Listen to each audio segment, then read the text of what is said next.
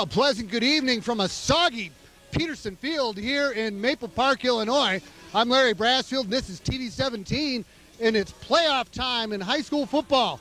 My old friend Jim Gust, my new friend Tony Shemenko, coming in with the Hampshire Whippers. Tony, what do we have to look for with Hampshire here tonight? Well, it's simple. Hampshire doesn't want to turn over the ball. That's their trouble. On the road, they're 2-3. At home, they were undefeated, but a totally different game here. They've gotten turnovers early in the game, fell behind, and then couldn't have the firepower to keep up. The coaches all say they're heavily underdog. They know it. Canelan's going to be a big challenge. They feel they got nothing to lose. They think this weather may slow up Canelan's running attack, and that may be a benefit to them. Yeah, no doubt. Now, Jim, turning to you on the Canelan side, what do you think we got to look for? Well, I think, they got a taste of a loss, which a Canelan team hasn't had in a long, long time. And I think it was good to get that out of their system a couple weeks ago. They came back, had a great game against Morris. They got to be feeling a little bit better about themselves. Obviously, a wet track tonight. The conditions are going to be horrible. Obviously, turnovers. It'll be an interesting football game to see how Canelan adjusts their typical wide-open offense with this kind of weather. See if they change their game plan. And like Tony said, the Whippers have nothing to lose. Yeah, no doubt about it. It's high school football, and it's playoff time. Anything can happen. So keep it right here for the kickoff, and we'll be back after this here on TV17. Hi, I'm Nick Bumble with Nick's Furniture in Sugar Grove, where if you shop Nick's, you save money. I have quality furniture, exceptional value, and fast delivery. Right now I have sofa love seat sets for $9.99. They're handcrafted quality, American made, and you can choose from tons of fabric. My showroom is packed with these top quality sofa and love seat sets for $9.99. Nick's Furniture is located at 760 Heartland Drive in the business park across from Waubonsie Community College in Sugar Grove. Online at shopnicksfurniture.com. Shop Nick's, save money. Great Clips is now open in Sugar Grove. And to celebrate our grand opening, you can get a haircut, any haircut, for under $5. Great haircuts are just the beginning. Our trained licensed stylists also do perms, cuts, and the latest styles for men and women. We also sell a wide variety of hair care products as well. Walk-ins are always welcome. And now you can use our online check-in app to avoid wait time. We're open 9 till 9 Monday through Friday, Saturdays from 8 a.m. till 7 p.m., and Sundays from 9 till 5. Great Clips is conveniently located across Route 47 from Jewel. Stop in today. Canelan Knights opening up against the visiting Hampshire Whippers, who won the toss, deferred, so the Knights will be returning, and the ever-dangerous Dylan Nauert awaits in the east end zone. Hampshire will have a nice wind at their back, and Jim, it looks like the rain has subsided for a little bit here. Yeah, I think we got an early weather report that the front was moving through, and there was some clear weather behind it. So let's hope for no rain the rest of the game. A deep high kick into the end zone. Dylan Nauert will not have a return. Touchback will have the Knights starting first and 10 from their own 20-yard line.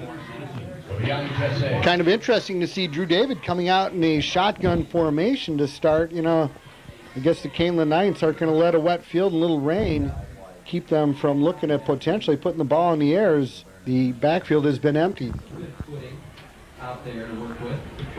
Drew with the deep drop sets up the screen to Brandon Bishop, tackled immediately. Looks like number 44 there, Mason Fleury on that tackle. Yeah, you have been telling us that he's pretty active defensively, Tony. I've seen him all over the place. The last game, he must have had 20 tackles. The kid is just really fast there. You know, and Jim, it looks like the Whippers did their homework. That screen didn't fool anybody. Yeah, I mean, it's obvious. The proof's in the pudding, as the viewers will see. It was only a short gain, which that play usually, right out of the gates, is pretty successful for us. It looked like Hampshire had 6 or 7 guys right across the line of scrimmage there. Drew with the read option, keeps it off the right end, gets a block, makes the second guy miss. First down across the 35-yard line, and you're saying Drew David leading the team in rushing this year. Yep, he's our leading rusher, and I guess the most positive thing out of that, other than the first down, was I didn't see any yellow come out.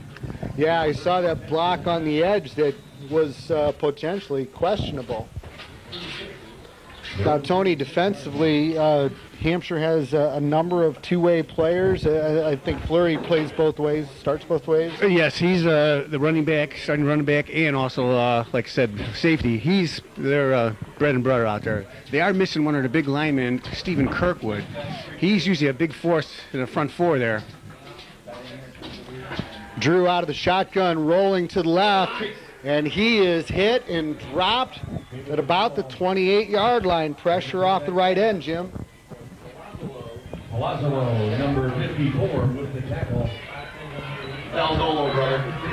Calzolo. Kind of a difficult throw sometimes when a quarterback, a right-handed quarterback, running to his left, and I think the receiver must have been covered there.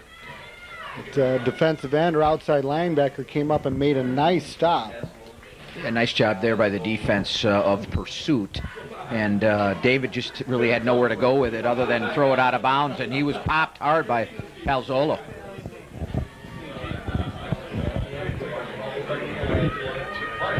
Loss of 9 brings a nice 2nd and 29. Pass was tipped and intercepted. First turnover of the game right there. Tony, could you see who the defender was? Looks like I thought it was number 23. Trey Schramm.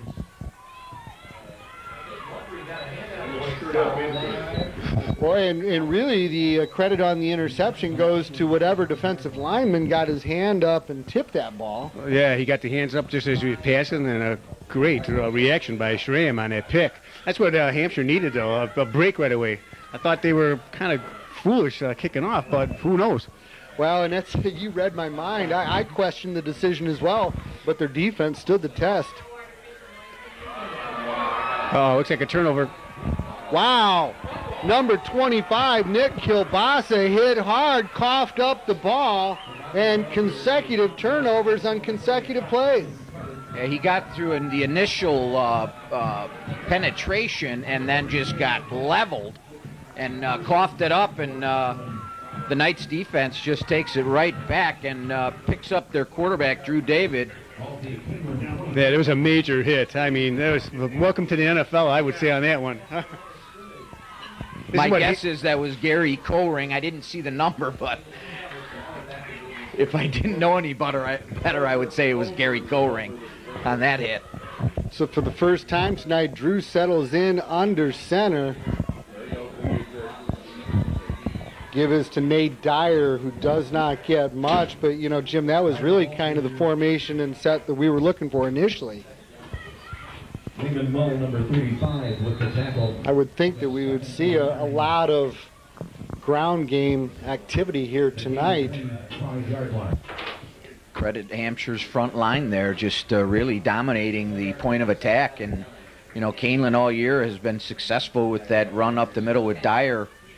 I don't know what the average per carry is on that, but credit the Hampshire front line there. The give again to Dyer, who gets just a few. Number 56, Austin Swanson, at the bottom of the pile at the initial hit. So far, like I said, Hampshire, the defense, not bad starting out. They gave up like 338 yards in their last game, so they gave up some long yardage, a couple of big pass plays and a couple 30-yard runs. Well, you know, and so far, you know, this defensive line is impressing me because they have a significant size disadvantage, although they are making some pretty effective plays here so far in the first two series. 3rd and 7 from the 27. Read option again, the give to Dyer. I'm sorry, that was Mr. Swisher. Swithers. But the Knights come up a little short, and Drew David is going to drop back into punt formation. A little timid on the play calling there after the interception, I think. Interesting call on 3rd and 7. Straight dive up the middle. You know, Tony mentioned they gave up a ton of yards. That was against a big school, Cary Grove, so I don't know how much I read into that. Low punt. benefits with a roll and will be downed at the Hampshire 36-yard line. Drew David extremely fortunate. Number one, it didn't get blocked, and number two, that it went as far as it did. Yeah, that's a break for Hampshire right there. The turnovers usually been costing them the last couple games in their losses, and for once they'll survive this one. You know, and you're right. Usually turnovers are such an indicator, and right now they are even.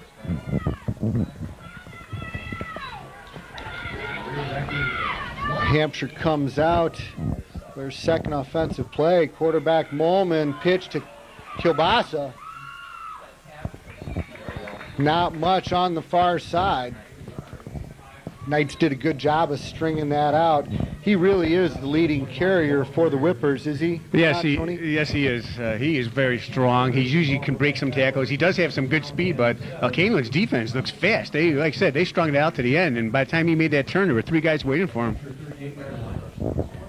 Kielbasa comes into the game with just under 1,200 yards and 20 touchdowns so far this season. Again on the carry, flag on the far side.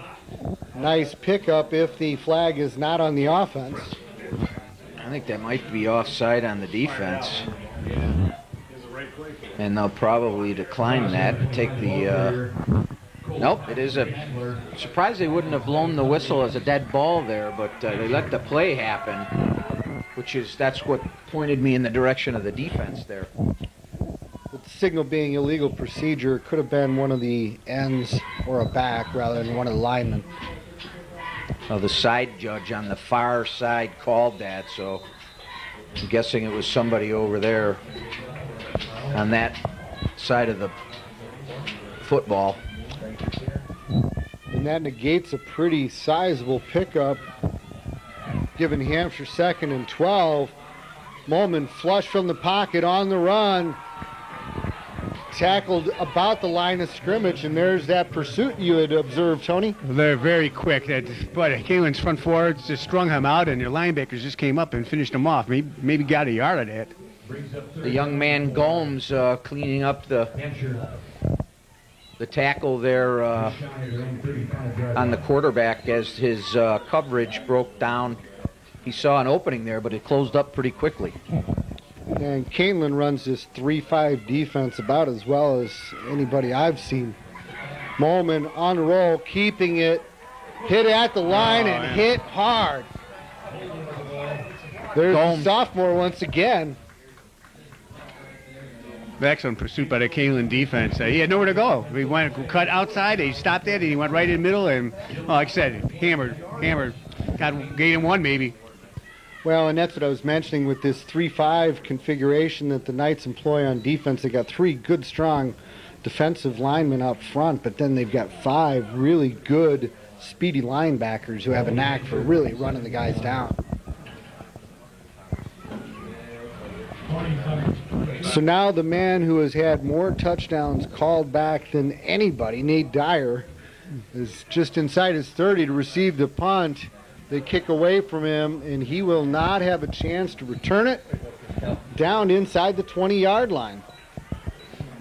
Nice kick there by Hampshire, kicking it away from Nauert, not giving him a chance to run it back. And that's actually Kielbasa. He also does the punting for Hampshire, too.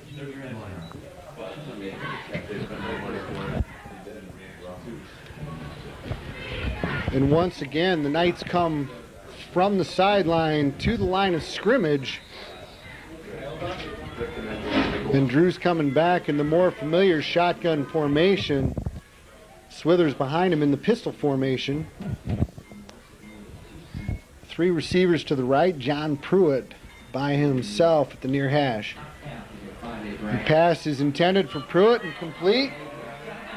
Pushed out of bounds. About the 35-yard line. That was definitely a horse collar tackle, but I don't believe there was a call made. Maybe they just didn't see it, but he had him up around the top of the shoulder pads there. And there was Nico Bennett on the tackle, and you're right. It looked like he did give him a horse collar, and he got away with it. Yeah, well, he didn't yank him down. He sort of let go of it, so I think it's probably a good no call.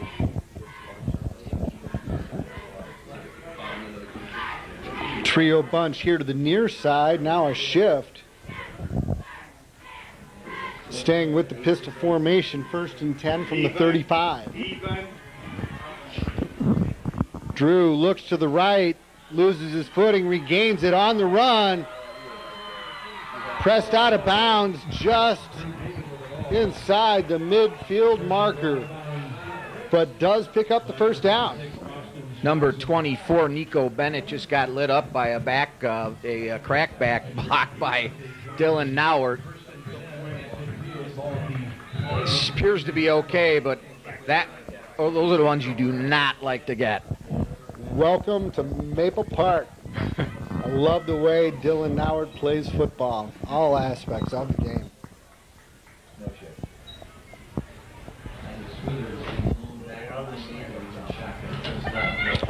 Read option fake to Swithers, pass to Bishop, made the first man miss, pick up a 5.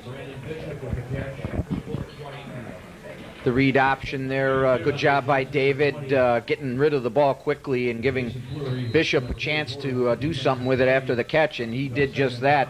Nice pickup there by the Knights on first down. The Hampshire 46-yard line.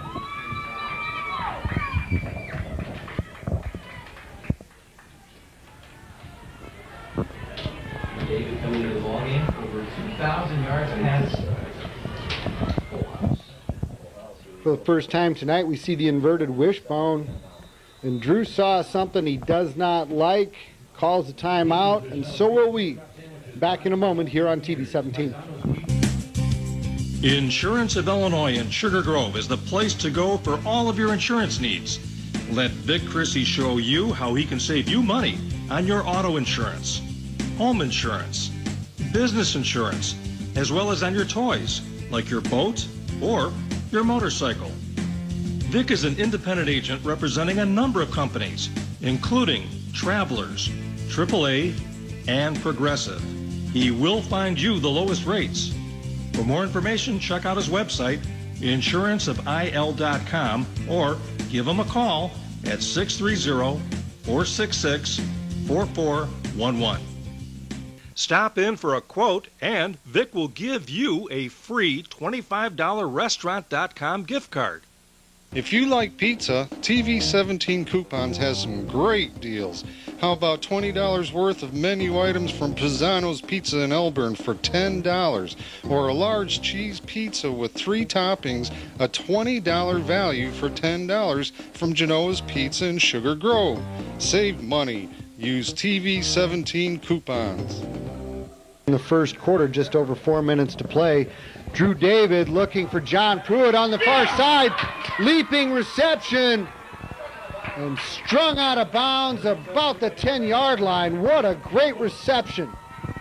Yeah, nicely done there by Pruitt. That's a mismatch. Number 23 there, Trey Schramm. They have him listed at 5'11". I don't know how tall Pruitt is, but that looked like a mismatch to me. Any jump ball is going to be advantage Kaneland, and he did just that, and that's a big gain for Kaneland.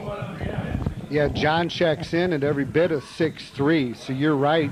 Almost a full 6-inch height advantage. Plus Schramm, he turned his head the wrong way when that ball was thrown, and actually he made a nice reception on that play. Well, it was a nice timing pattern. Drew did a good job of putting the air under the ball, letting him go get it. Again, the inverted wishbone. Swithers off the right tackle, hit hard, but picks up a good 5 or 6 yards. Yeah, my early return on the field conditions. The field is, it's gotten a lot of rain here in the last few days, but it looks in pretty good shape, and I haven't seen anybody really just slipping and sliding too much, so that's a good sign.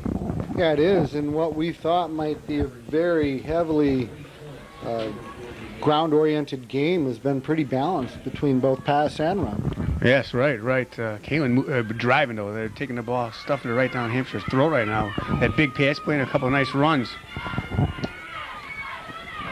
So the Knights dance with their date, staying with the power inverted wishbone. Oh, it's going to be, they're going to get flagged on that. Pruitt was the intended receiver, and a flag did come down.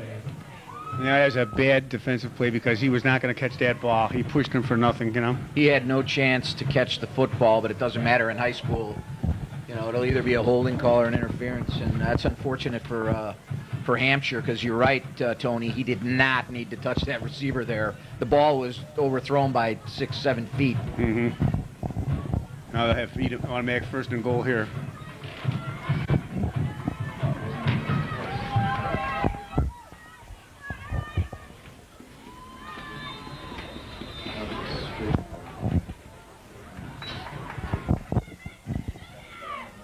So what do you think, Larry? Up the gut here?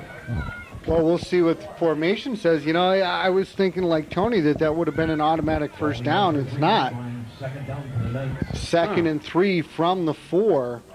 Pistol formation. Swithers off guard left. Touchdown, King. Yeah, just tip your hat to the offensive line. They won that battle on that one, and Swithers really was untouched. He opened up a hole. Their line opened up a hole. You're right. Untouched. Well, and we've talked about it all season long, Tony. The real mainstay of this Canelan team on both sides of the ball has been the big guys up front. I was watching these guys for the first time in there. I said, look at the size of those guys. I mean, you're right. Look at that front line. It's huge. Well, they were averaging 270 per man until Zach Felt got hurt with an ACL, and they put in little Sam Bauer in there, and the average weight came down to 260 something, which is huge for Class 5A. Bauer makes it up in toughness, though, I think. Absolutely. Point after attempt by Rodriguez is good. The Knights lead by 7. Back after this here on TV 17. When it's time to choose a tractor, look for quality that stands the test of time.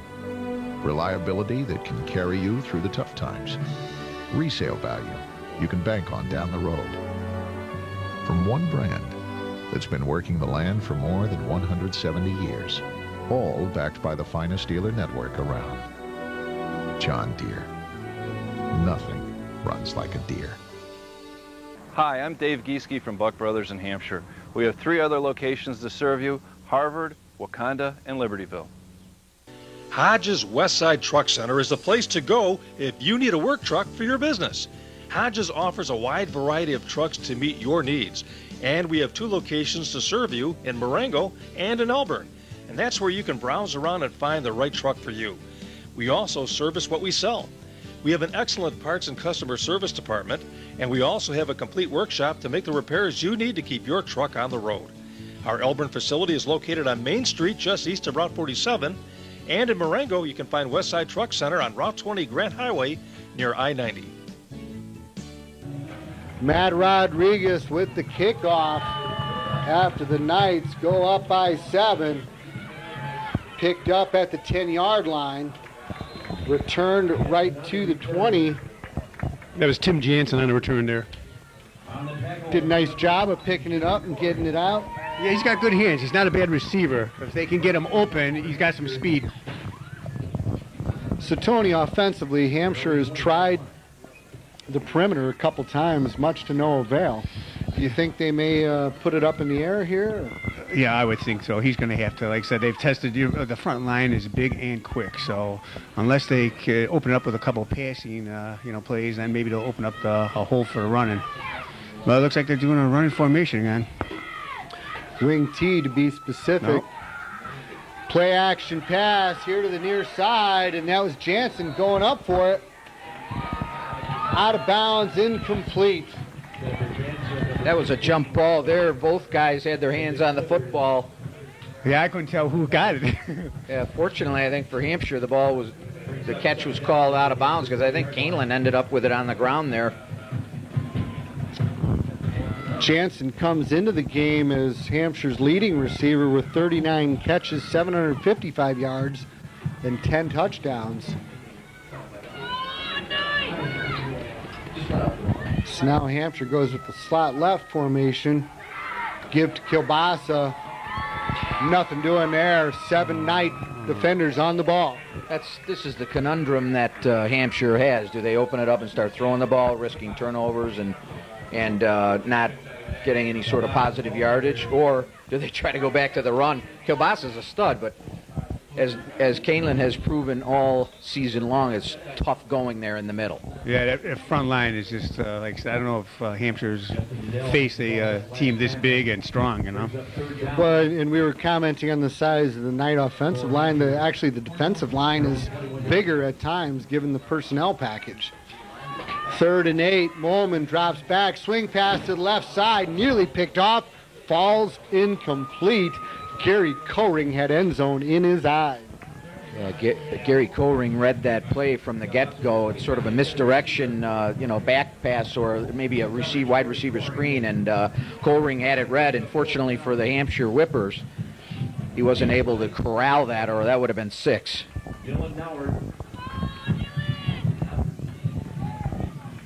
Man, this is not like Hampshire's a game and a 3 and out. Like I said, they're going to give a good offense. McCallan must have had a nice 6-minute scoring drive last time.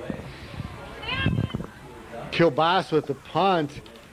Kicks away from Noward, who's going to run after it, pick it up inside the 20. Swings back to his 10. Cole Carlson flagged for a block in the back. Yeah, one's coming back. Nice return. You love him going after it, but Cole just did not have the angle, and he should have just held off on that one. And that's the story of the Canelan Knight season so far. Noward has made some phenomenal returns that have been called back, and Larry and I aren't even kidding, Tony. He's had probably 6 or 8 couple for touchdowns that have been called back because of silly penalties. Wow. You mentioned the long drive, Tony. I'll tip my hat to Hampshire, though. That's the type of football game they want to have, either their drive or our drive, because 7-0 after the first quarter is not bad considering the type of points that the Knights have been able to put up. Yeah, Hampshire, like I said, they've been burned on the big plays, like a 50-yard scoring play, 2 plays, 50-yard drive. So that kills them, and that's especially after a turnover. So yeah, I'm sure they want to stop them, but they'd rather see them, like you said, get a 8-play drive or something like that. But still, unless Hampshire's going to be able to move the ball, this could be a long game for them. So we got a couple flags. Well, and I think they're really just trying to figure out where to spot the ball. Because like you said, Dylan... If it's offsetting penalties, they can make them, I think, to do the down over, and it would be a re-kick. Well, I don't think that was the case. I think it was either 2 blocking infractions or where did the one infraction occur and where they're going to mark it back from. Dylan picked up that ball about the 17-yard line, and I want to say that block came between the 20 and the 15, so Canelan could very well be back to about their 10-yard line. I saw a holding call. The referee signaled holding, so there must have been 2 fouls, and they're going to take a holding penalty. Yeah, which is a spot foul that's marked off from the location that it occurred. So interesting that... No, not a good call on the re-kick, looks like. So there must have been 2 penalties, holding on Hampshire and maybe a block in the back. And that's why they don't move the yard markers until the dust settles. Well, that was an exciting play for nothing. All that airtime for a do-over. But again, we talked about Hampshire doing their scouting. They are definitely kicking away from Dylan Nowert. Yeah, Kilbasa with I would call that a rugby-style kick. Beautiful. If he could come around and do the punting for the Canelan side, I'd be very, very happy, considering our punting has not been stellar this year. And you're right. We haven't punt much, but... Yeah, and it was a rugby punt, but he had a real nice spiral off of that, and that ball really carried. They do have the wind at their back. It appears to have dropped a little bit as far as the wind speed out of the west, but they still do have the wind at their back. Dylan has settled in right around his own 40. More of a knuckleball punt, again away on the bounce from the 32. Makes the first man miss across midfield. Nice return, pushed out at the 46-yard line. 2 more flags. Yeah, I see 2 flags down there. Right next to each other. Mm-hmm. This has plagued the Canelan Knight team all season long, just not being disciplined on special teams. And I'll tell you, it's You know, if the Knights are fortunate enough to advance, as the competition gets tougher and tougher, you just cannot afford. And this is what happened to them against Sycamore. They just had, I think there was a stretch there where they had 5 or 6 penalties in a row, literally. Well, that hurts, especially when you get a touchdown and call it back. I mean, you just have all the momentum your way, and it just takes like your heart being ripped out. Yeah, in all seriousness, Dylan has had both kickoff and punt return touchdowns, multiples called back by penalty, and then other nice returns just negated as well. Just under a minute and a half remain here in the first quarter. Pitches to Swithers off the left end. Hit as he crosses the 40-yard line, but that's a nice pickup of about 6-7 yards. And another tackle by Mason Fleury on that. Came all the way from safety, all the way across the field. Cleveland's offensive line is just manhandling the Hampshire's the running back getting into the secondary before they were making a tackle. So now Fleury, number 44. Let's see if we can spy him. Not shy to put a pop on a running back either, I noticed. Well, and he is actually playing safety. I thought he was in a linebacker position. Read option. Drew on the keeper. Gets the end. Another flag. Yeah, looks like a legal block there.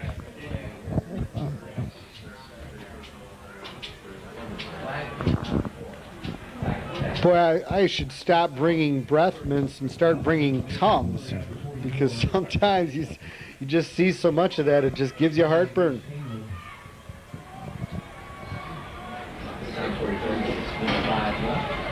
It's very difficult at any level to continue to overcome this type of just amazing amount of penalties that are called against this team. But now you're in the playoffs and you just can't afford it, and it just takes the wind out of your sails. You know, that's what I was thinking as you were talking there, Jim. You know, it's one thing to negate the nice games, but you're exactly right. It just kills the momentum and the continuity of the offense. Yeah, like I said, you just had a 15, 16-yard gain, and now you're looking at 2nd and 20. It changes everything. Drew looks left, pressured, makes the man miss on the run. Pruitt caught as he falls to the ground. Great concentration there on the reception. Yeah, he was screened by the defender and falling down, and tip your hat to Mr. Pruitt there to keep his eye on the football and catch it while he was hitting the turf. Very nice looking play there by the Knights. Well, and it all started with Drew David making number 9, Mitch Lundry, miss, because he had penetration into the backfield, and that was maybe one of the first slips that we've seen on this wet surface here tonight. Yeah, David has been known to frustrate defensive players who think they have him corralled, and just a quick little shuffle of the feet, and he's out of the way, and that's exactly what he did on that play. And that concludes our first quarter of play with the Knights up by 7. Back with the second quarter after this here on TV 17. Okay, now it makes sense. There was a penalty. You cannot end the quarter on a penalty. So the Knights will run one play with no clock.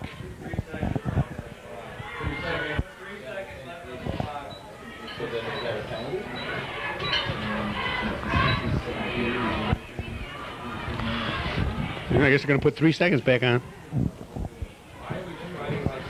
So they put 3 seconds back on the clock, and it's 1st and 10 from the Hampshire 46-yard line. The inverted wishbone formation. Swithers off guard right, loses his footing, and that will conclude the first quarter of play.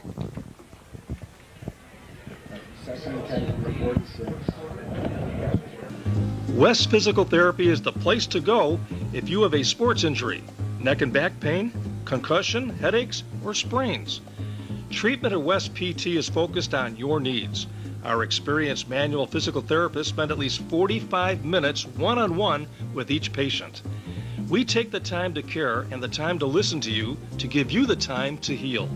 Discover the West Physical Therapy difference: convenient hours, locations, and easy scheduling. We have 2 nearby facilities to serve you, on Kesslinger Road in Geneva and on Main Street in Sugar Grove. Call us anytime or visit our website, westphysicaltherapy.com. A&E Vacuum is the only retailer in the Fox Valley that carries all of the top 3 J.D. Power award-winning vacuums: Miele, Dyson, and Riccar. A&E will match anyone's prices on the brands we carry. Unlike most vacuum retailers, we service what we sell, and we offer professional repairs to all major brands. A&E also has the area's largest selection of bags, belts, and parts, as well as cleaning supplies for pet problems and floors. We're conveniently located on Galena Boulevard in Aurora. Call us at 630-801-7647. Welcome back. Second quarter action with Canelan Knights up by 7. 2nd and 10 from the Hampshire 46-yard line. Swithers off tackle right. Nice gain. Pushed out of bounds near the first down marker. And the inverted wishbone is seeming to work, Jim. Good job there by the right side of the offensive line, giving him some, basically just traffic for him to run behind, and Swithers just took advantage of that, picking up a first down. It's tough as a defender when you get all those big horses out in front of the running back to kind of penetrate that, and Swithers did a nice job following his blockers. Well, in the Knight offensive line, we've talked about, at length, but then you've got Nate Dyer and Cole Carlson ahead of them. I'd keep running it too. Off tackle again. Swithers picking up yardage in chunks.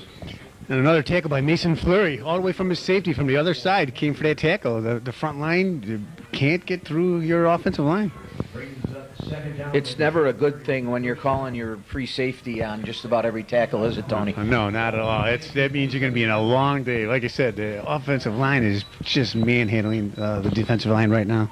The Knights have picked something up here in the last 2 plays on the left side of the defensive line here, and they like it, and see if they stick with it.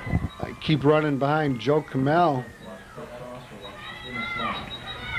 Pitch left this time. Swithers makes the first man miss. And another penalty. That one's coming back. Yeah, you're right. Holding again. Cole Carlson. I saw the 44 held up by the ref.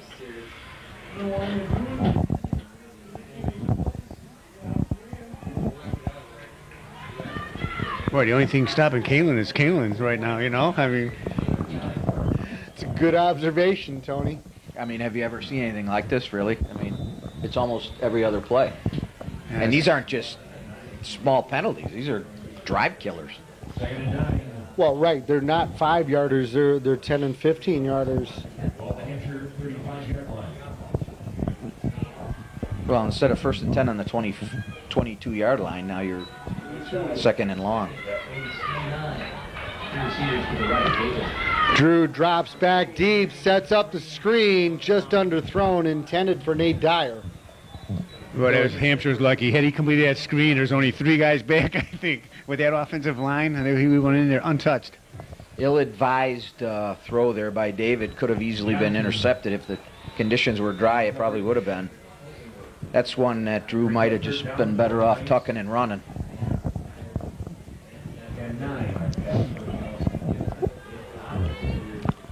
So the Knights are now looking at 3rd and 9 from the Hampshire 35. You'd think most certainly going to be putting the ball in the air. 4-down territory here. Hampshire has to find a way to stop them twice. 4 receivers. Drew to John Pruitt here on the near side. And another flag.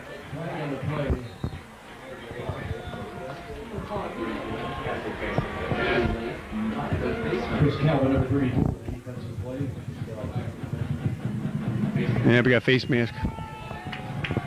I believe it's going to be a 5-yard incidental rather than the personal foul 15-yarder variety. Nonetheless, the Knights do pick up the first down, and their drive will continue.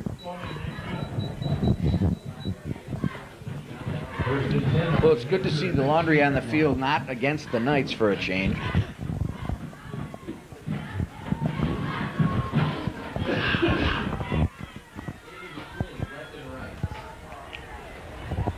Two receivers split to each side. Swinging it to Brandon Bishop. Makes the first guy miss. He's got the first down and tackled right around the 5-yard line. Great hustle there by, who was that, Tony? I couldn't catch his jersey number, but super good hustle there to save a potential touchdown there. I think it was Johnson, number 20. I don't have him on the roster here, but yeah, it was a saving tackle right there. Good effort.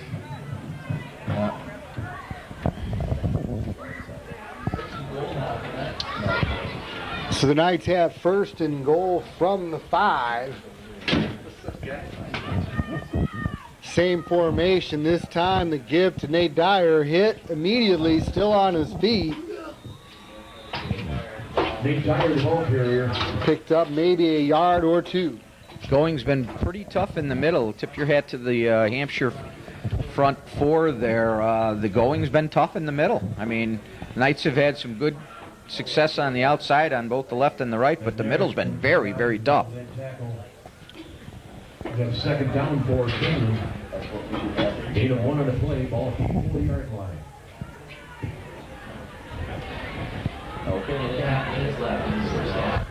This inverted wishbone formation has been good for the Knights. Swithers off tackle right, near the goal line. Don't think he made it in. Isaac Swithers, the ball carrier. Marking him just short of the goal line. Third down, just shy of the goal line. So Jim, if you had $5 to say who's going to get the ball in the next play, who would you say that's going to be? Nate Dyer. There you go. Yeah, especially if he's got his hand on the ground in a set formation. Now they're going to stick with that inverted wishbone. It might be Drew David, just a kind of a read play. Nope, they're giving it to Swithers. Swithers off tackle right, dives for the end zone and makes it. Touchdown, Canelet. I tell you what, they're running behind Joe Kamel with much success here so far in the first half. Big number 58. Boy, I don't know who coached him when he was younger, Jim, but you destined for greatness. The 6'4", 280-pound frame also helps.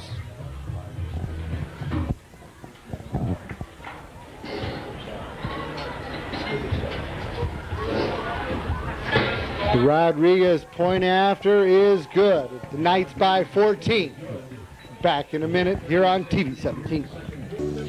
If you're looking for authentic Mexican food in Elburn, then you need to stop in at Chico's Cantina. Chico's has a wide selection of tacos, burritos, nachos, tortas, and many other Mexican favorites. You can take out or eat in at our colorful dining area, and if you're thirsty, Chico's carries a great selection of your favorite beverages. So whether it's lunch or dinner, head over to Chico's Cantina at 107 Valley Drive in Elburn.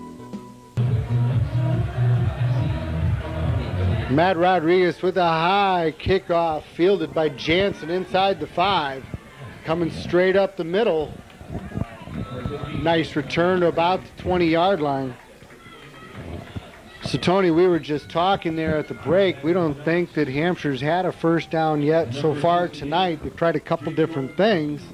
Yeah, no, they got that turnover right away inside deep in Canelan territory and gave it back on the next play. So they have not been able to move the ball at all. They can't pass and they can't run. So they need to get a drive right now, or like I said, and get their defense a little rest here. Or a spark from a big play. And that's movement on Hampshire this time. Running on the play.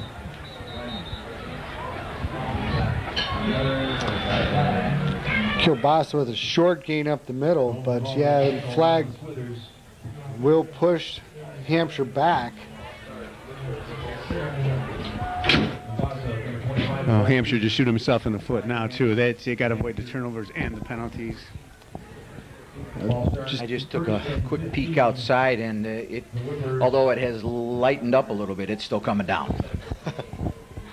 Yeah, we are starting to see some slippage now a couple times. So this will favor Canelan, though. I mean, if Hampshire's going to get back in it, they're going to have to do some passing plays or come up with a good gimmick play. And as you mentioned in the pregame, they cannot afford mistakes.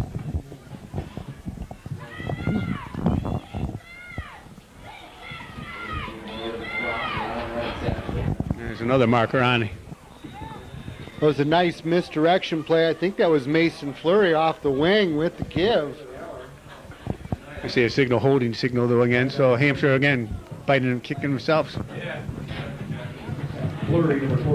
I start to wonder if the refs start to get a little too involved in these football games at some point. You know, Larry, I mean, I'm up here, they're down there, but sometimes it's let them play. Unless it's like really flagrant. Right. Well, I like the expression that officials should be like children seen and not heard. And yeah, if you're not noticing them, things are going well. Season. Well, but we've had a different officiating crew every game, so you know it's on Canelan really. Although the last couple have been on Hampshire here as far as penalties. Pass tipped and complete. Boy, they were lucky there. That was a free ball. It looked like he had it, but then they waved it off. It looked like he caught the ball. I thought he did. Yes, you're right. So did I. I thought I gave it to him. Must have dropped it coming down. Maybe, or he just cradled the ball and took it to the ground before they saw. Nice effort there anyway on a tip ball by Jansen. Well, when you talk about unenviable tasks, how about calling 2nd and 24 from your own 7? Yeah. I'd give it to my best player, Kielbasa, and that is what they do. Picked up a couple, but that's going to bring 3rd and really long. Well, I don't know what kind of play they're going to call on this one, but... Well, if I was calling plays, this is a optimal place for a draw. Or a screenplay. Well, a screen could be dangerous this far back in your own territory. No risk, no reward, though. Or you just air it out.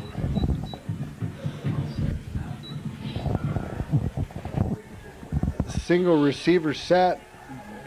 Quarterback on the roll with time. Pumps.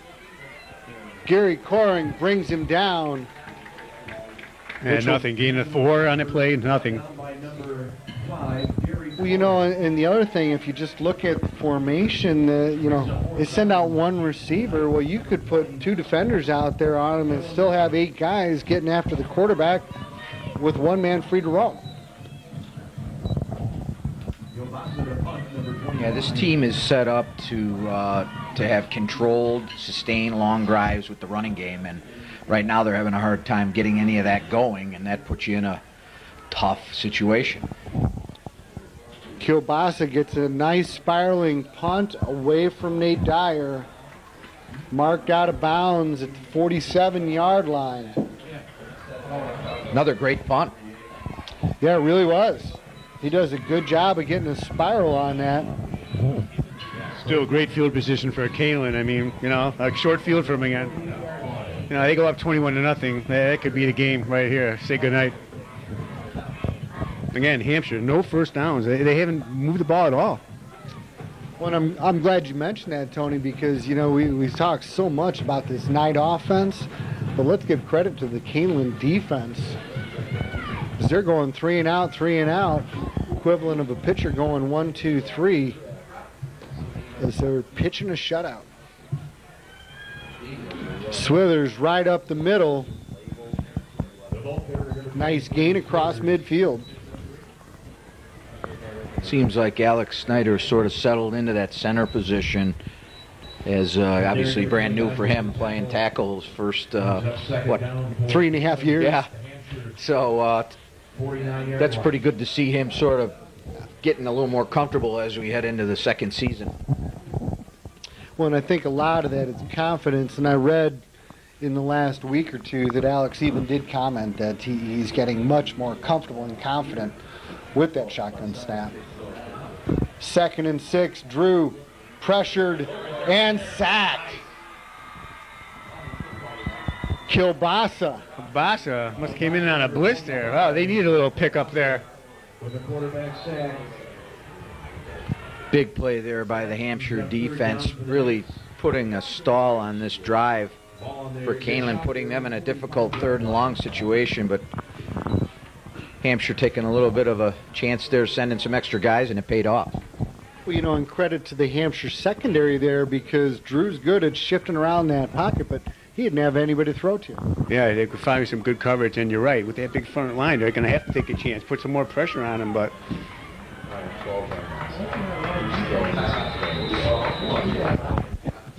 Drew saw something he didn't like and called a timeout, so we'll take one as well. 20 years, Peg's on Main Street in Maple Park has provided quality professional hair care for the entire family.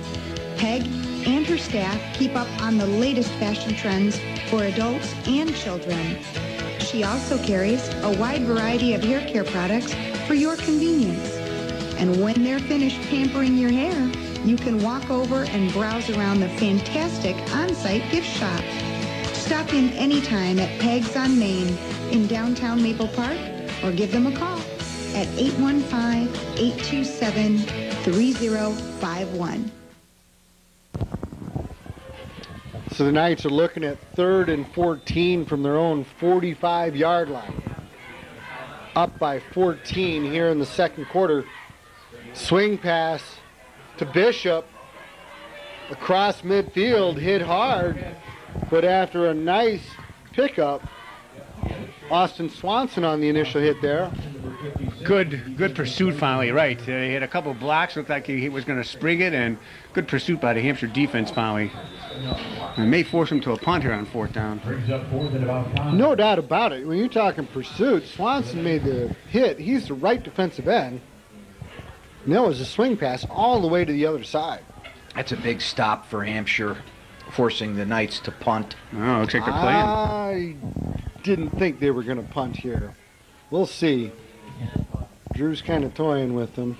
Finally does drop back, and he is going to punt. Nobody there. Swithers does a great job of keeping it from going into the end zone. But then it is pushed in, and it will be a touchback. Wow, that was a great save by him, and somebody just accidentally slid into that thing.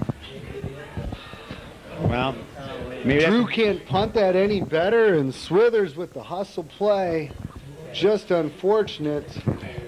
That's really just a situation where Cole Carlson just doesn't know how to turn it off. The guy plays one speed, and that's full. And in that situation, he just needed to not do anything, stay away from the football. Cost his team 20 yards.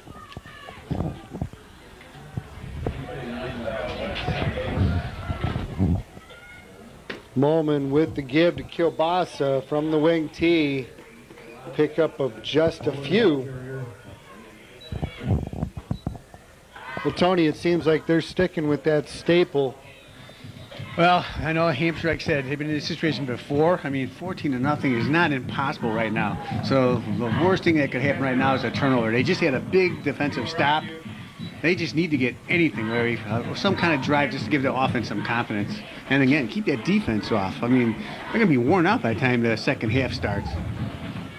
Taking a quick timeout, so will we. Back after this. Your independent Allstate agent in Sugar Grove is David Weiss. David works for you to find the best rates on your home insurance, as well as your auto insurance. He's always looking for ways to help you save money. And so is his friendly, courteous staff. His office is conveniently located on Route 47 and Cross Street in Sugar Grove. Call him anytime at 630-466-7835.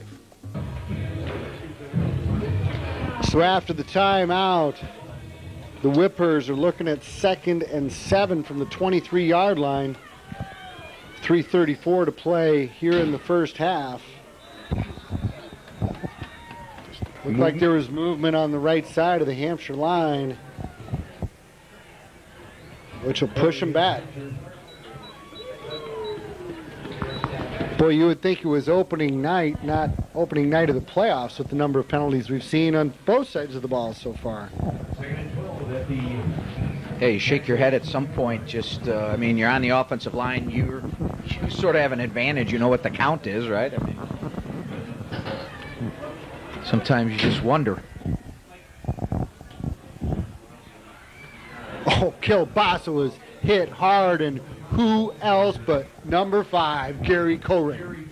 Team's leading tackler by a long shot, showing you why. Another 3rd and long for Hampshire. And that was a great hit. Another, I tell you, welcome to the NFL on that hit, man.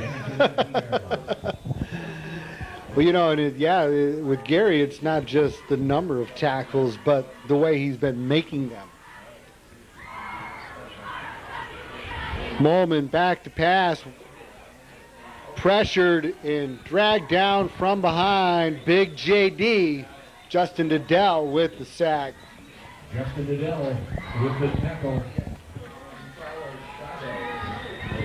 And the Knights take another timeout. Back in a moment. For the best breakfast in Elburn, look no further than Brianna's Pancake Cafe on Route 38. Their breakfast menu is loaded with everything from Belgian waffles to breakfast burritos. And Brianna's also has a great lunch and dinner menu as well. But remember, breakfast is served all day long. So bring the family down to enjoy Brianna's wide assortment of breakfast specials and sandwich specials. Brianna's Pancake Cafe is conveniently located at 151 East Route 38 in Elburn. Stop in tomorrow for a great breakfast treat. Nick Kielbasa with a low punt. Dylan Howard will have a chance to return. Made the first guy miss, but tackled just shy of midfield. Man, he just missed blocking that, too. Somebody came in there. That was so low of a punt. Excellent coverage considering the trajectory of that punt. Nauer usually takes advantage of those low ones, and good job by number 60, I believe that was. Gator Bulo. And the Hampshire Whippers take a timeout. Back in a moment. Vacationland is the place to go for all of your RV needs, and the 2014s are arriving now, so come in and check them out. We have a great selection of new and used travel trailers, including pop-ups, fifth wheels, toy haulers, and much more. Campers for every budget and every lifestyle. Feel free to walk around and look inside. We also have a large parts showroom and full service department, plus propane refills and storage. Vacationland is located on Route 30 in Big Rock. Call or visit our website at vacationlandrv.com. 2:41 left to play here in the first half. Opening round playoff action. Knights up by 14. 1st and 10 from the 48-yard line. And Drew has emptied the backfield. 5 receivers spread across the line. Stays in the pocket with time. Post pattern complete to Bishop. Cuts it across to the far sideline. Makes the corner. Touchdown, Canelan. Well, they called the timeouts. Conserve for the offense. Flag on the play. Oh, Captain, come down. Are you kidding me? You know, it looked like it was a legal block in the back. And unnecessarily so. He was already past him, too. Yeah.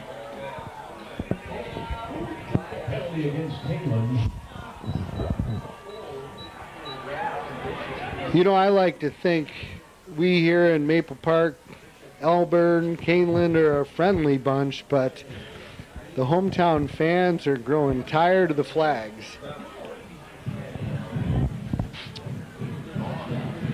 What a great pass and catch.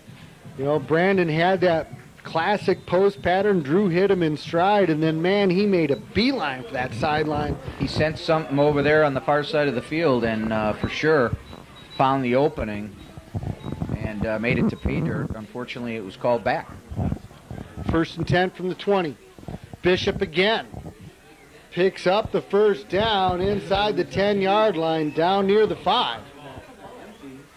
Come right back to your previous receiver who scored a touchdown, giving him another opportunity, and Knights getting it down inside the 10-yard line and are knocking at the door here.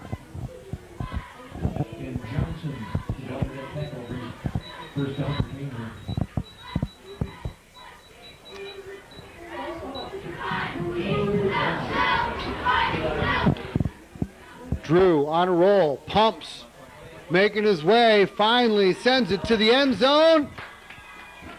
Connor Federle, touchdown, Canelan. Tough ball to catch, and Federle went down just above the turf to pick it up there. Nice job by David making some space and buying some time coming outside from the pursuit, and Federle, just a really nice catch. Really was a nice job of getting open, too, because it did take time for that play to develop, and that's awfully hard for a defender to stay with the guy on an extended play like that. No, yeah, like I said, that was a nice, accurate throw, too, in this kind of conditions. I mean, like I said, the line gave him just enough time. Well, and it was either going to be a touchdown or an incompletion. Point after is good. Knights 21, Whippers 0. Back after this on TV 17. Kierhopper Sports in Aurora has the best selection of sporting goods in the Fox Valley. Just name the sport and they have the gear. From baseball bats and baseball gloves to running shoes, as well as a wide assortment of sweats. We have jerseys of all your favorite teams, including the White Sox, the Cubs, the Blackhawks, the Bulls, and yes, we also have lots of Bear and Packer items too. Plus, we carry apparel from all of our local high schools. That's Kierhopper Sports on Galena Boulevard in Aurora.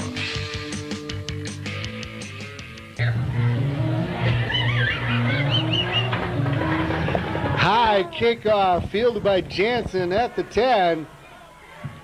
Making his way up the middle. Nice return across the 25-yard line. You know, there was an exchange of timeouts there, you know, trying to conserve time. And what did it take the Knights 2 plays to score? Well, the penalty actually cost them 1. So it was a 3-play drive, 48 yards. That's what Hampshire didn't want to do, give up that big play right away. Well, this is an interesting dynamic now. Obviously, the Knights can't stop the clock. So I would think that Hampshire would want to try to grind out this last minute and 52 and end this half. No, they're going to put it in the air. Jansen cannot hang on. Well, and this is the catch-22 for the Whippers. They're down 3 scores. They really need to score, but throw another incompletion or 2, you're going to have to give Canelan the ball one more time before half. You're not going to see any more balls thrown here. That was like giving Canelan a timeout there. Yeah, they need to keep Canelan's offense off this field the rest of the second quarter.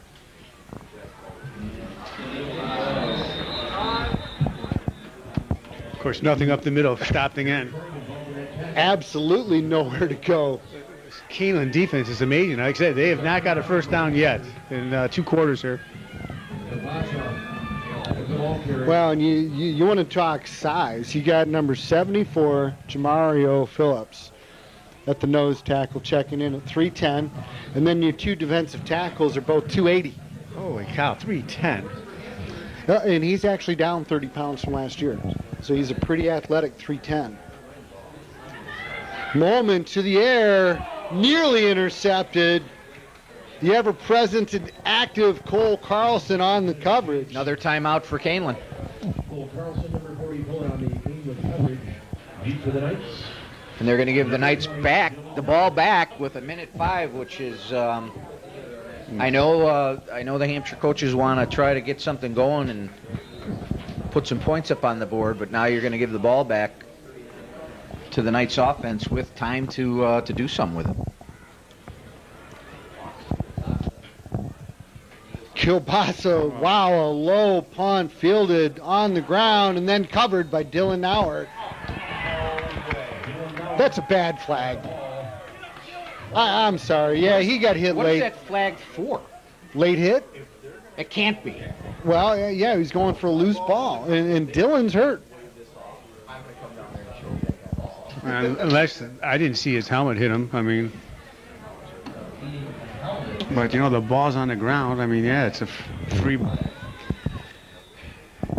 And we're going to take an injury timeout and hope Dylan Nauert is okay.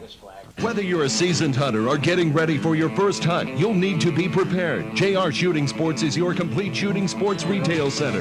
We can outfit the entire family, including ladies and youths. We'll equip you for the hunting season with a full line of shooting accessories. And don't forget about your hunting, buddy. JR Shooting Sports has your dog training collars, scents, and retrieving dummies to give you every advantage out there. Visit JR Shooting Sports today, a mile west of the Fox Valley Mall on Oakhurst Drive in Aurora. Hodges Westside Truck Center is the place to go if you need a work truck for your business. Hodges offers a wide variety of trucks to meet your needs, and we have 2 locations to serve you in Marengo and in Elburn, and that's where you can browse around and find the right truck for you. We also service what we sell. We have an excellent parts and customer service department, and we also have a complete workshop to make the repairs you need to keep your truck on the road. Our Elburn facility is located on Main Street just east of Route 47, and in Marengo, you can find Westside Truck Center on Route 20 Grant Highway near I-90. Welcome back. Dylan Nauert did get up and walk off under his own power. Hopefully we will see him in the second half. The Knights do not have any timeouts. 1st and 10 from the 44 with 57 seconds left to play. Intercepted by number 23, Trey Schramm. Finally, a turnover. Hampshire needed that. They needed to stop him. Caitlin goes up 28-0. You can put this one away. Their own 20-yard line. That was just not a very good, well-thrown ball there. I mean, Pruitt had no chance to catch that. And, yeah, that's a huge break for Hampshire.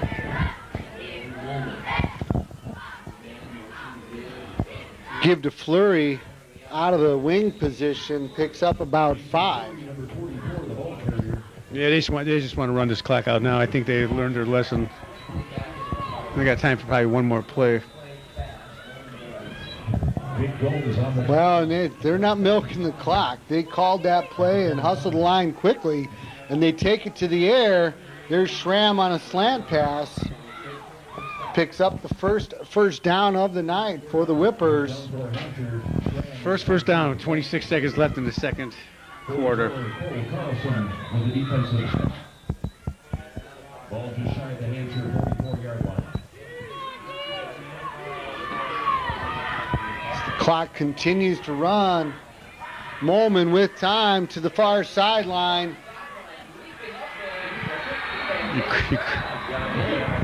Wow, what a great reception by Jansen there. There was 2 Knight defenders there. A great play by Jansen. They got to hurry up, though, if they can get this. Only 8 seconds left, Larry. Well, they stopped the clock to reset the down marker. They do have 1 timeout yet. Spikes it to stop the clock with just under 5 seconds left to play.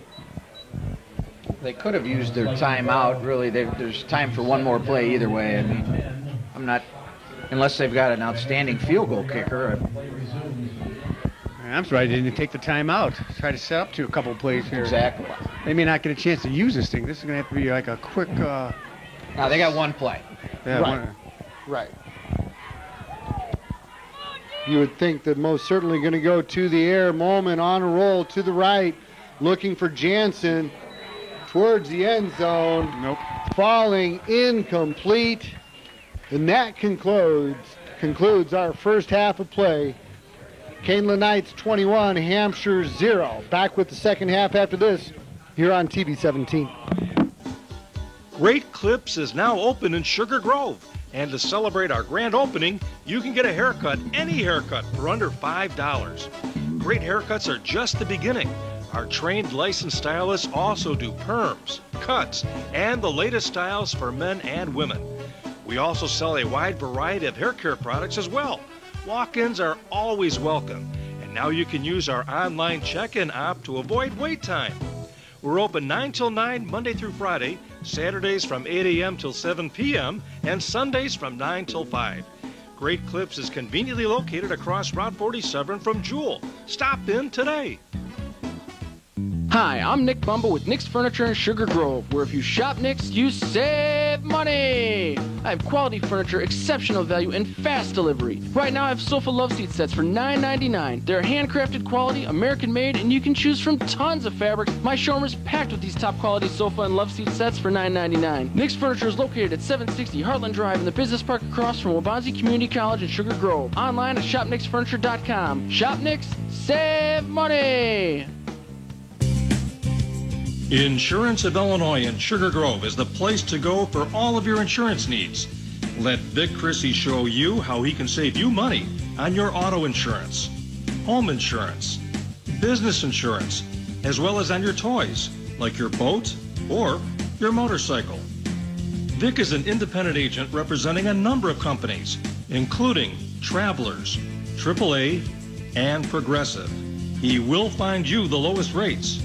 For more information, check out his website, insuranceofil.com, or give him a call at 630-466-4411. Stop in for a quote, and Vic will give you a free $25 restaurant.com gift card. To start the second half, Jansen on a nice return out across the 20-yard line. Number 15, Tim Jansen on the return. Keeneland Knight offense powered by a couple Isaac Swithers runs and a really nice reception for a touchdown by Connor Federley. And really the Knight defense pitched a shutout in the first half, Tony. That Knight defense, quick and big. I'm really impressed. Like I said, they shut down Hampshire this whole game. And this is going to be the key to this drive right here. Hampshire needs to get something going and get on the board. Or Keeneland, I'm afraid, will just run off the clock. Well, and they really did come to life in that that last possession there before the first half concluded. Looks like we got a fumble, turnover ready. Yep. And you talked about the Knight defense, and here they come, getting a fumble recovery on the first play from scrimmage. Looks like Big Texas with the ball, Jim. Yep, that's something that Hampshire can ill afford, sort of a flip-flop of what the Knights did at the beginning of the game. They turned over the ball right away to Hampshire, and now Hampshire has returned the favor. This is unfamiliar territory for Hampshire. I mean, this team has put up a lot of points this season. I mean, if you look at their entire season, body of work, they've put some numbers on the board. Yeah, they deferred their kickoff just to get the opening kickoff, and it really paid off, didn't it? Just to give them the ball. There's a marker, ready.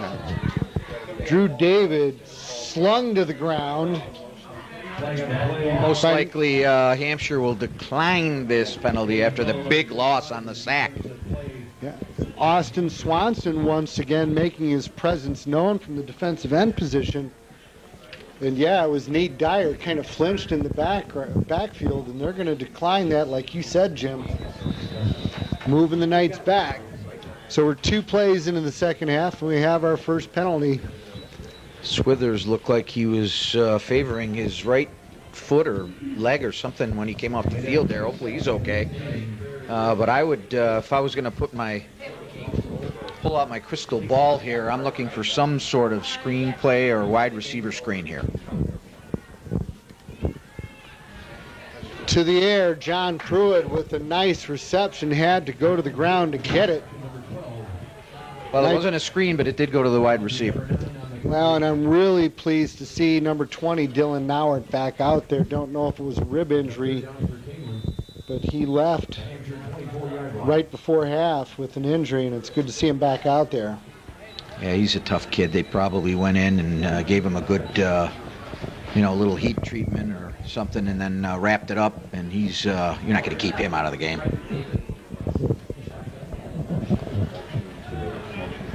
Federally goes in motion to the left side on 3rd and 9. They swing it here to the near side. Another flag. Bishop with the catch. Penalty against Keeneland. Well, that's the only problem Keeneland's got today, just penalties. They're killing themselves. Well, and who are you saying, Tony? Who can stop Keeneland? Just Keeneland right now, you know. That's, like I said, for a first-round playoff game, you think they would get that all out of their system.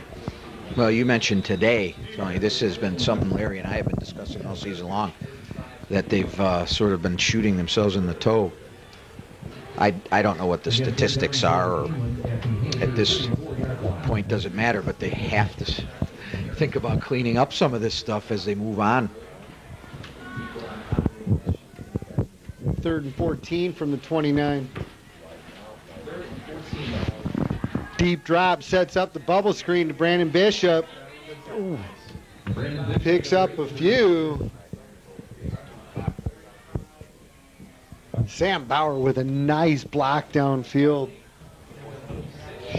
Number 65. Looks like number 9, Mitch Laundry with a nice tackle there. Could have stopped a big gain. Yeah, Bishop's he's a slippery kid, and he's tough as nails. He's not the biggest receiver the Knights have, but he's got good footwork and a tough little kid. But the Knights in obviously 4-down territory get themselves in a more manageable situation here. 4th and 8 to be exact. Empty backfield. Drew with time, looking to the left side, intended for Pruitt. Took a shot after he had the ball fall incomplete. That's going to be a turnover on downs. Not sure what Drew saw there. All I saw was white shirts. He did throw into double coverage there. And Mason Fleury put a label on somebody, too. I wouldn't have been surprised to see another flag come out, to be honest. That actually looked worse than the other play, you know, a defensive receiver. Yeah. Not a real effective drive there by the Knights, and tip your hat to Hampshire. After the turnover, they've gotten the ball back.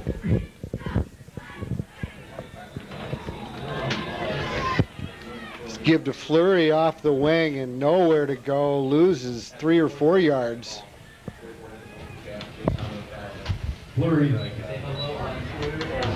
the ball carrier. But you know, you're right, Jim. They really did dodge a bullet there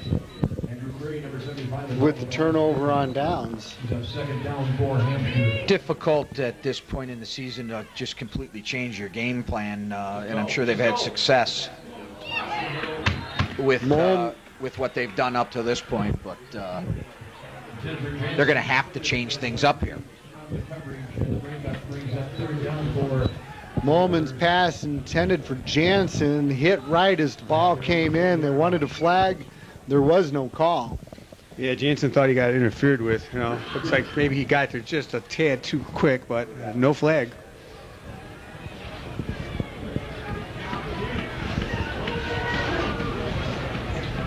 Big 3rd down here for Hampshire. 3rd and 15. 3 receivers set. Short drop. He's going to run. Right. Joe Kamel looks like he was in it was Jake Gomes with the rodeo tackle. Defense was all over the backfield. He didn't have time to sit up. He wanted to throw that ball, but had to duck a tackle coming in there, and lucky he got out there with his head on. Well, although Dylan Noward is back on the field for the Knights offensively, he is not back in punt return formation. Brandon Bishop settles in at the 40. Kielbasa gets punt off, fumbled and recovered right at the Knight 45-yard line. And now Bishop's hurt. Yeah, that was a big hit there. It was tough. You know, he was on the ground covering the ball, and the defender came in, very similar to the play towards the end of the first half. Let's hope he's all right. Yeah, I mean, you're taught to kind of corral that ball on a fumble, and that exposes your entire backside, and you really don't have a lot of protection back there. And we'll take a quick injury timeout and hope that he's all right. Back after this. What if we told you there's a new utility vehicle out there with the most advanced engine in its class? That it has 3 cylinders with dual overhead cams. That it has 50 horsepower and intense acceleration. Now what if we told you it was a John Deere? Prepare to have your expectations shattered by the all-new Gator XUV 825i. Stop by Buck Brothers today in Hampshire, Harvard, Libertyville, or Wakanda to see one of the new John Deere Gators. Somber tone here at the field as Brandon Bishop was on the field for over 15 minutes, taken off on a stretcher. He did raise his arm and give a thumbs up to the crowd, appearing to be okay, but let's just hope that he's all right. And if there is ever a bad thing about sports, that's the one thing you hate to see.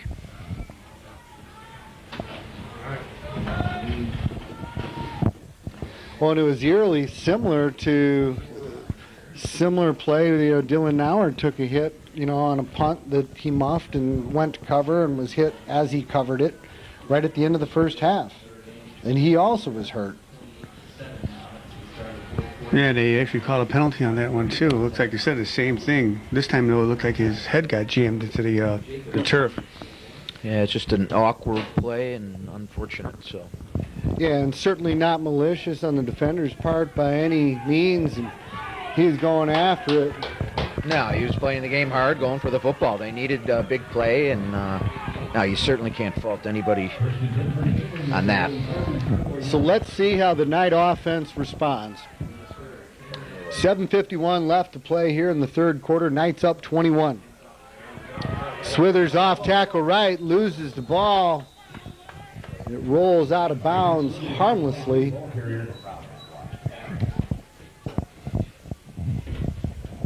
Unfortunately for the Knights there, a 4-yard gain turned into about a 1.5 yard gain because the ball actually rolled backward out of bounds, and that's where they spotted it.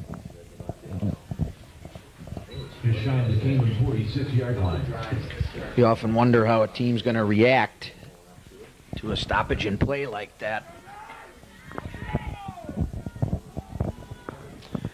Well, and time will tell.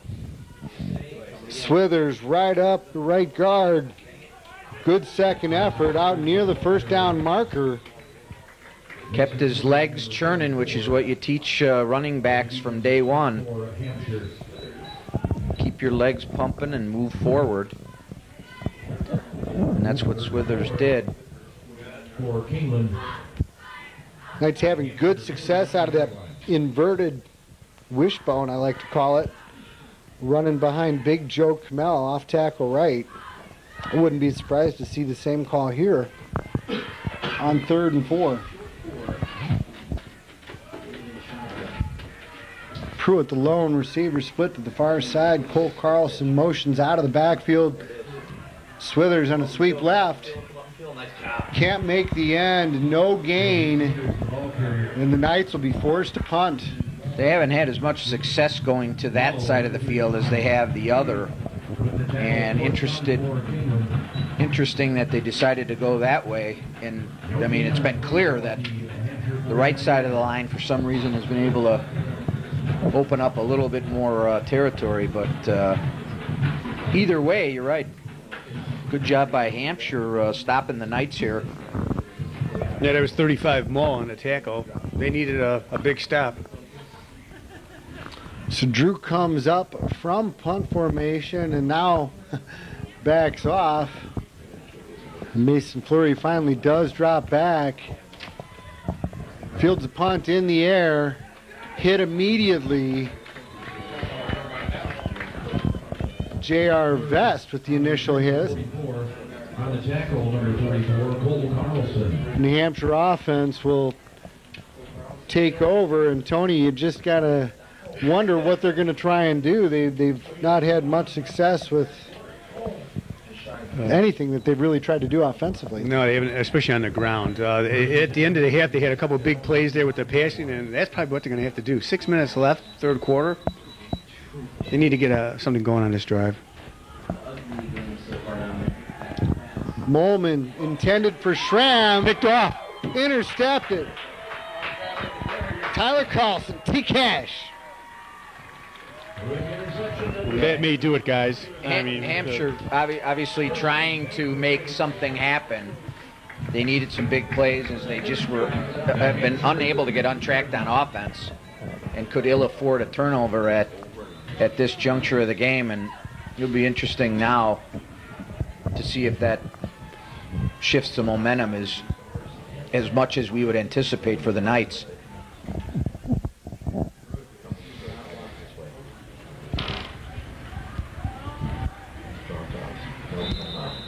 Drew saw something he did not like, takes time out. So will we. Back after this on TV 17. If you have a muscle injury or if you strain your shoulder or your back while hunting, take care of those aches and pains at West Physical Therapy. Our staff has the experience and the equipment to get you back on your feet and back to the outdoors. Our physical therapists spend 45 minutes one-on-one with each patient. Our treatment is focused on your needs. We have 2 convenient locations to serve you, on Kesslinger Road in Geneva and on Main Street in Sugar Grove. First and 10 from the Hampshire 32. Swithers right up the gut. Nice push up there. Knights kind of getting into ground and pound mode here, and why not? Yeah, I'd be surprised. Like I said, they're going to throw the ball right now. 6 minutes left, 21-0 lead. They just want to eat some clock right now. Well, 21 points typically is not a number that the Knights would be satisfied or happy with, but the way Hampshire's offense has struggled, it's plenty of points as it looks right now, I would say. Drew gives the Swithers off tackle right. Isaac Swithers, number 23, the ball carrier. Picks up a few, tackled by number 20. Yeah, that's Johnson on that play. Johnson with the stop. Thank you for that, because he's not on the roster. Was he a sophomore moved up? No, they just left him off this roster for some reason. He's been on the team all year. Made somebody mad, huh? We're going to blame that on the printer. Older printer some money, maybe, huh?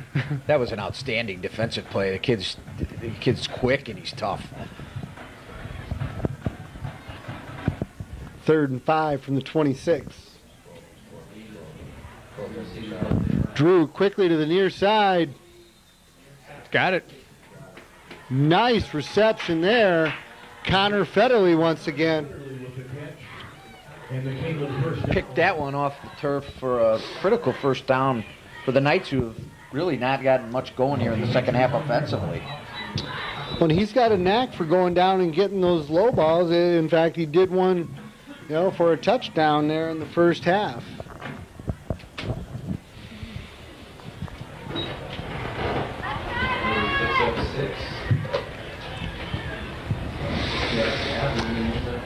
Fresh set of downs.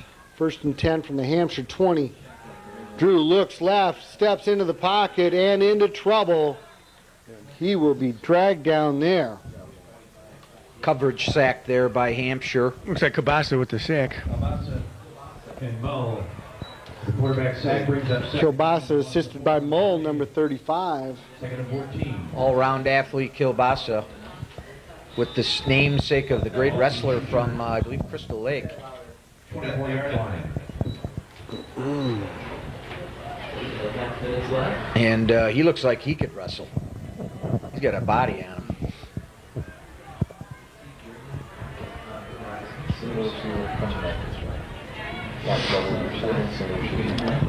Trips left. Federley by himself here to the right. Drew just underthrows Tyler Slammons. I think Connor Federley was the initial receiver intended, but slipped on the wet surface there. Hampshire's doing a great job covering our guys, and I think Slammon's found a little bit of a seam there, but Drew just threw the ball and it kind of just, the nose went down and uncatchable. Yeah, the offensive line gave him some great time. He had a lot of protection on that.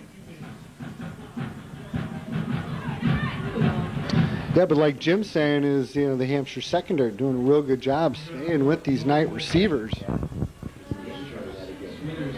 The Hampshire secondary is very quick. Like I said, they're coming up making a lot of tackles. Ooh, swing pass intended for Dylan Noward, falling incomplete. Will bring up 4th down. Will we see a long Matt Rodriguez field goal attempt? Don't believe so.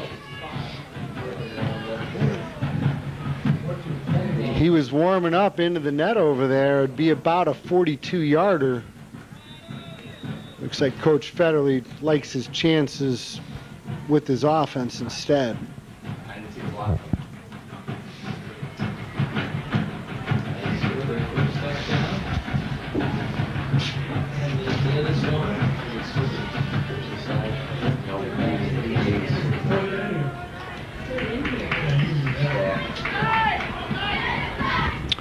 Drew pumps, makes first man miss. Complete to Slammons inside the 5. Nice job there getting open by Slammons and David eluding the rush. Looked like it could have been a potential sack there.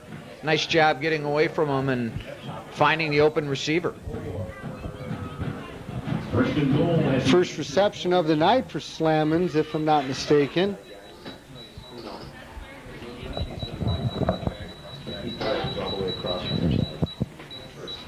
So Knights are looking at 1st and goal from the Hampshire 4. Here comes the inverted wishbone.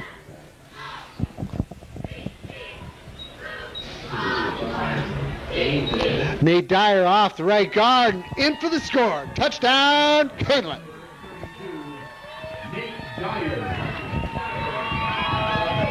Ground and pound, Dyer style.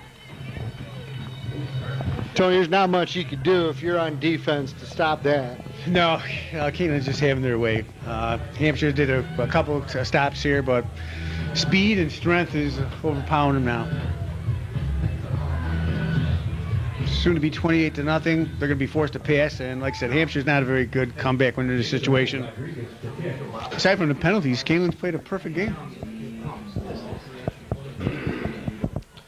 Well, but they will have much to work on in the week ahead, if nothing else, just in eliminating penalties.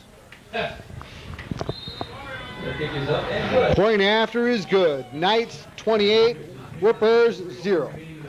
20 years, Pegs on Main Street in Maple Park has provided quality professional hair care for the entire family. Peg and her staff keep up on the latest fashion trends for adults and children. She also carries a wide variety of hair care products for your convenience. And when they're finished pampering your hair, you can walk over and browse around the fantastic on-site gift shop. Stop in anytime at Pegs on Main in downtown Maple Park or give them a call at 815-827-3051. Kierhopper Sports in Aurora has the best selection of sporting goods in the Fox Valley. Just name the sport and they have the gear. From baseball bats and baseball gloves to running shoes, as well as a wide assortment of sweats. We have jerseys of all your favorite teams, including the White Sox, the Cubs, the Blackhawks, the Bulls, and yes, we also have lots of Bear and Packer items too. Plus, we carry apparel from all of our local high schools. That's Kierhopper Sports on Galena Boulevard in Aurora. Welcome back to TV 17. Nate Dyer punching it in from 4 yards out, puts the Knights up by 28. Matt Rodriguez kickoff, fielded by Tim Jansen inside the 5. And that was going to come back, a marker. Yet another penalty flag. One thing I've noticed this year on special teams and kickoffs, especially, that these refs are calling it a lot closer, and you just have to be aware of sort of where you are in positioning and know that they're going to call it.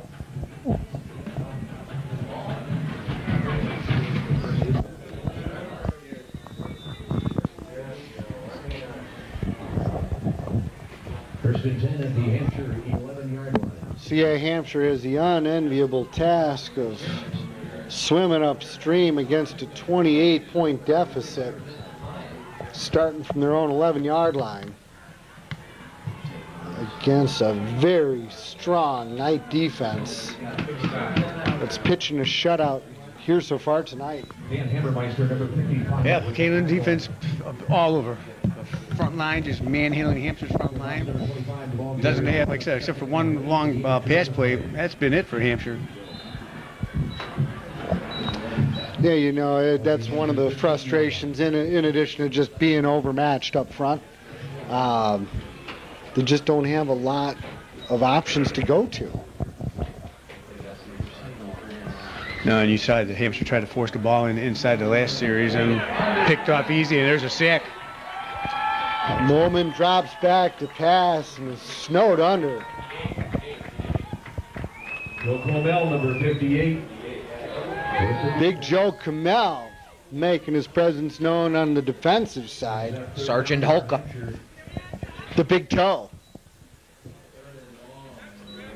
They've been running behind him much of the night offensively, but you know he's having fun getting involved, especially when he can get a sack on the defensive side. Well, he hasn't been playing on defense the whole year, has he? Well, they rotate, you know, and he's with the big package in there with Jamario and Justin. That's Fleury off the wing, nowhere to go. Fleury, the ball carrier. And that'll bring up 4th down. Hampshire showing a couple of different looks and just not able to make anything happen. And then again in a 4th and long, deep in their own territory, just putting the pressure on Kielbasa here to come up with another great punt from his own end zone. And it's good to see number 20 out there back to return the punt. He'll get this one on the fly, working his way here to the near sideline. All the way down inside the 30-yard line. Great field position for the Knights here. Number 21 and number 25. Kielbasa with the tackle. First and 10 for Kaneland. Take the Kaneland defense, give him the short field again, stopping him and pinning him inside the 5. Well, you know, we talk about high school football so many times, you know, just keys are big plays, special teams, field position. Yeah, field position, everything, especially on a wet field. I mean, like I said, Hampshire's options are so limited right now.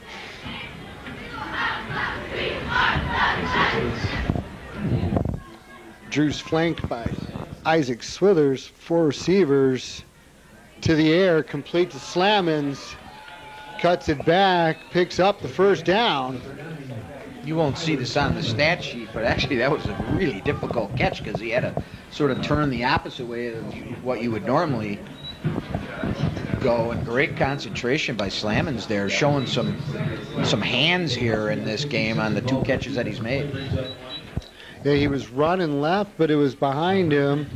Not an intended back shoulder throw, but that's what it turned out to be. But yeah, very athletic reception. Knights come out with the same formation on the other hash. And Drew is looking to the end zone. Intended for Pruitt, just overthrown. That'll bring up 2nd down with just 5 seconds left to play here in the 3rd quarter. One thing I noticed on that, Larry, is the both receivers sort of ending up in the same part of the field, which typically you're not going to want to do that in your scheme of things. You want to sort of separate those defenders, right? So both defenders end up in the same place. And just no chance to catch that, really. 2nd and 10. Hampshire 14-yard line. 2nd and 10 from the Hampshire 14.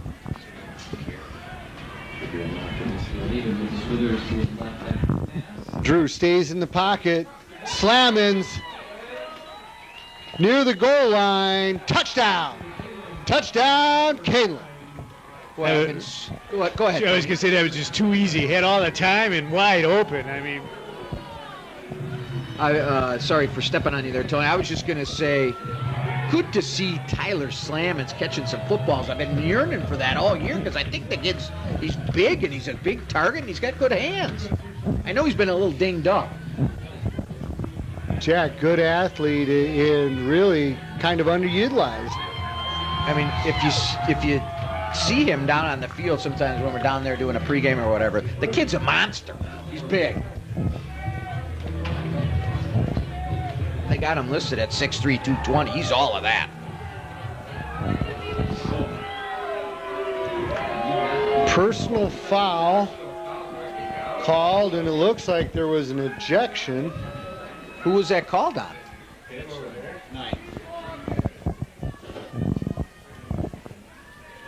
Did not see what happened. Number 9 in Hampshire. And he was he was removed from the football game? Yikes. I didn't see what happened. No, need I. I'm guessing in that situation it's usually you opened up your mouth and said something to the ref or something. Well, that's unfortunate. Conversion is good. Kingland 35, Hampshire 0. Back after this on TV 17. For the best breakfast in Elburn, look no further than Brianna's Pancake Cafe on Route 38. Their breakfast menu is loaded with everything from Belgian waffles to breakfast burritos. And Brianna's also has a great lunch and dinner menu as well. But remember, breakfast is served all day long. So bring the family down to enjoy Brianna's wide assortment of breakfast specials and sandwich specials. Brianna's Pancake Cafe is conveniently located at 151 East Route 38 in Elburn. Stop in tomorrow for a great breakfast treat.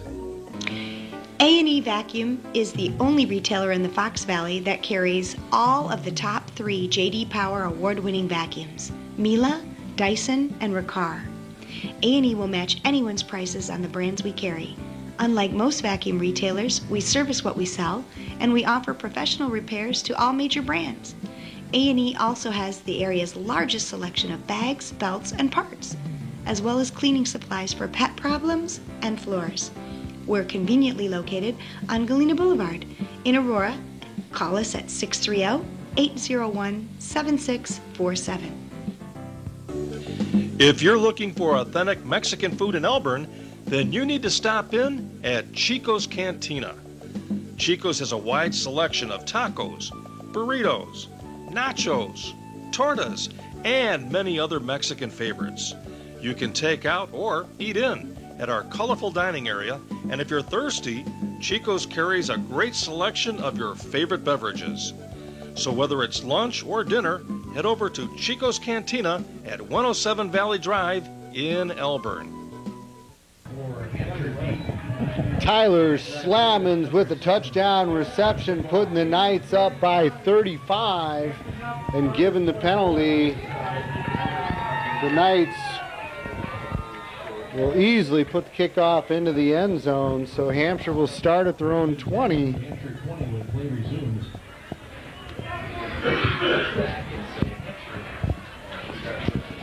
Well, and you kind of had a sense that Hampshire may have been a little overmatched coming in tonight, Tony. They did. They expected. I don't think they expected to be shut out 35-0. But like I said, they would have to play a perfect game. No turnovers. You know, they went for the kickoff to them. They had a break with a turnover, but gave it right back. And Kielbasa on a sweep left, tackled after a short gain. Kielbasa with the ball carrier number 25. Trying to check some scores around the area. Jake Gomes, number 68, with the tackle, brings up second and St. Pat's and Geneva tied at 17 late in the third. Ball Don't have a score on Batavian DeKalb. A lot of local fans taking interest in that one as well. Moment on the roll. Complete. Hit hard. That's number 5. Chavez with the reception. I'm not even trying to pronounce that first name, Tony. Giancarlo? I'm glad you pronounced it. Giancarlo Chavez. Huh? Giancarlo? Chavez. It's got to be a family name. Well, hey, they got a first down. Yeah, at this stage of the game, you got to take whatever positives that you can muster and try to get some momentum here and put some points on the board. Nobody ever likes to get shut out, so you want to try to get something. Talk about nowhere to go. And like I said, the line has just played amazing tonight. Yeah, this is nothing new for the Knights defense. They've been very, very, very stout against the run all season long. They played one substandard game against Sycamore, and the turnovers and the penalties killed them in that game. I think on paper they're pretty evenly matched teams. On paper, I thought the Knights had a good chance of going into their... Oh, wow! Andrew Cray saying hello. And rung his bell. Like I said, that was a major league sack right there.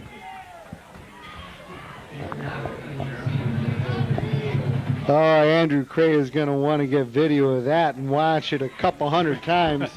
I would. Those always feel good as a defender.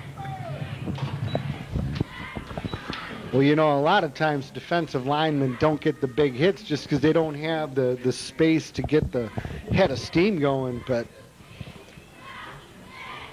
No, he had a full head of steam there. He bulldozed him.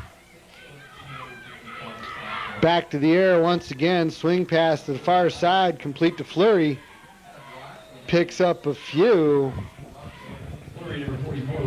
But that will bring out the punting team once again.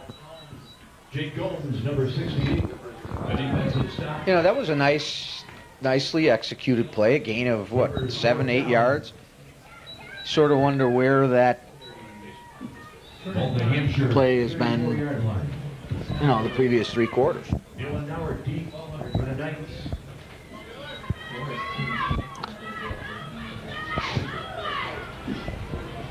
Catches this year. Kielbasa gets the punt away. Dylan Nowert will let it roll out of bounds. Another excellent punt by Kielbasa. Yeah, so that's Hampshire's highlight is the punting game. Then they're in trouble, huh? Yeah, you're absolutely right. It's interesting. Good athletes are good athletes. His form, he's not the prettiest looking punter, but he has gotten it done tonight. Yeah, unconventional. Well, but he's had a couple that were line drives that barely cleared the line of scrimmage. We hadn't mentioned, talking about some of the positives here, Coach Dan Kavanaugh from Hampshire, this is his 25th year. 25th year, this is his last game. He's stepping down after this. Well, it's not going to be the way he wants to go out, but, to make it to the playoffs and into the 5A level and certainly... losing to Canelan is nothing to be embarrassed about.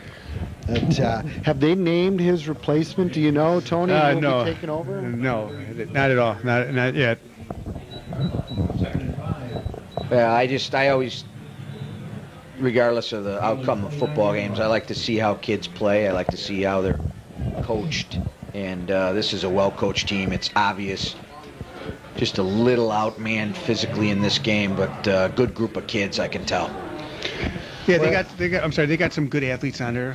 Like I said, they are a bunch of nice kids. But like you said, they've moved up in the division a few years with the higher class, and they ran in a couple buzzsaws, and this is one of them. But this is what they're going to have to get used to in the future.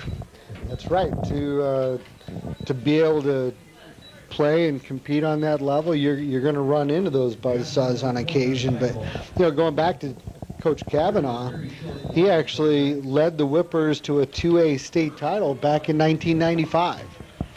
Yes, he had a good team, and like I said, he's had some teams. They've been in the playoffs quite a few years. He's had some success. They had a good. Hampshire had a nice season this year. Beat some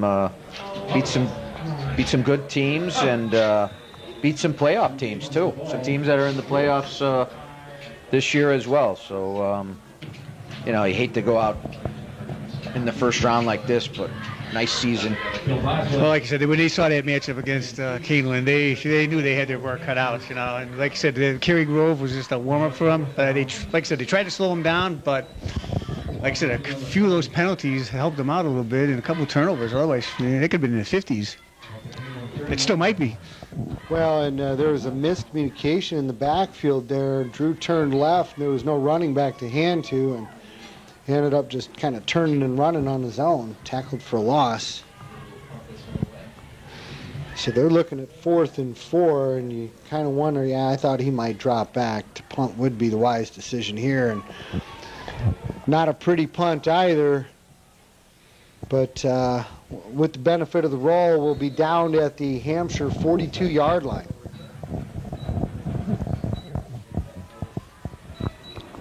Just under 6.5 minutes left to play here in the fourth quarter.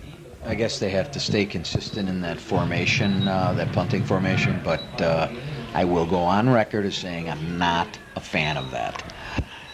Not at all.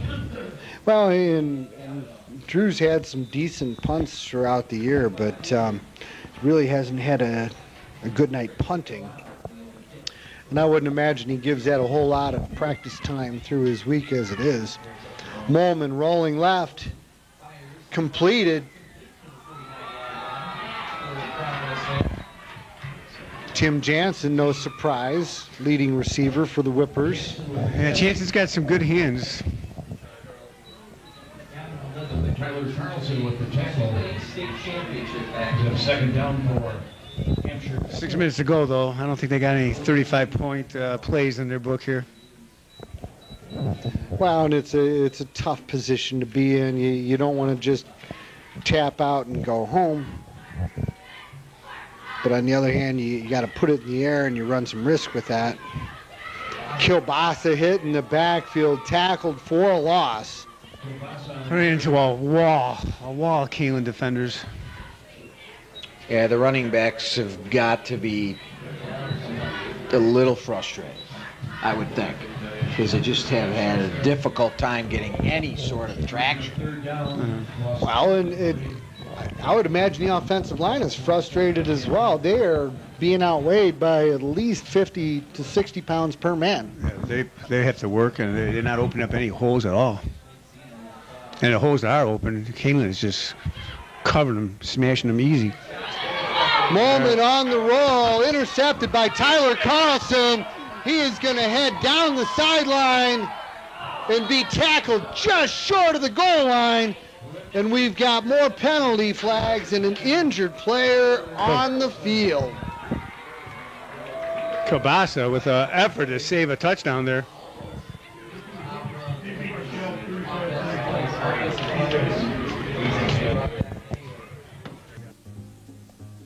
Your independent Allstate agent in Sugar Grove is David Weiss. David works for you to find the best rates on your home insurance, as well as your auto insurance. He's always looking for ways to help you save money.